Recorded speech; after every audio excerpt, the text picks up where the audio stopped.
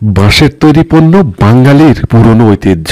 পুরনো এই ঐতিহ্য দিন দিন হারিয়ে যেতে বসেছে, কিন্তু পূর্বপুরুষদের এই ঐতিহ্য এখনো ধরে রেখেছেন সুশান্ত তরুণী। পূর্বপুরুষদের এই ঐতিহ্যকে টিকিয়ে রাখতে তারা এখনো তৈরি করছেন ঝুড়ি, ডালা, কোলা, চালুনি, খুলি সহ নানা পণ্য। বাঁশকে জীবিকার প্রধান বাহক হিসেবে ধরে রেখেছেন সুশান্ত তরুণী। তিনি জানান, পূর্বপুরুষদের কাছে পাওয়া বংশ পরম্পরায় এ পেশায় গত 4 বছর আগেও বেশ সফলতা ছিল, কিন্তু ডিজিটাল যুগে প্লাস্টিকের বিভিন্ন পণ্য সামগ্রী বাজারে আসায় কমে গেছে বাঁশের তৈরি পণ্যের চাহিদা। অন্যদিকে প্লাস্টিক পণ্যের দাম বাঁশের তৈরি পণ্যের চেয়ে অনেক কম। আগে 400 টাকার বাঁশ কিনে সেটা দিয়ে পণ্য তৈরি করে 1300 টাকায় বিক্রি করা যেত।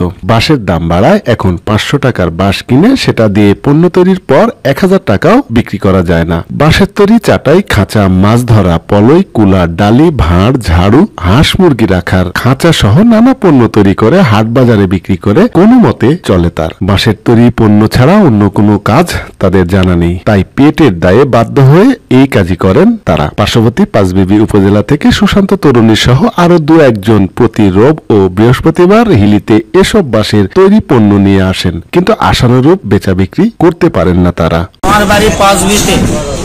আমরা এই কুড়ি শিল্প ব্যবসা করি এবং ব্যবসা করে আমরা কোনো ইনকাম ট্যাক্স করতে পারিনি। আমাদের ইনকাম নাই, পরিশ্রম হিসাবে আমরা মূল্যায়ন পাই না। আমরা হিলির বাজারে এসে হাট করতে কোনো কাস্টমার নাই। কাস্টমার নেই, বস্তা টস্তা মানুষ কিনে বলে আমাদের এই ঝুড়ি কুড়ি শিল্পর ব্যবসা আমাদের চলতেছে না, তা আমাদের পড়তে হচ্ছে না। আর বাঁশের দাম 200-300 টাকা বলে আমাদের হাজরা এবং মূল্যায়ন হচ্ছে না। তাই এ কারণে আমরা এখন খুব অসহায় করে আছি।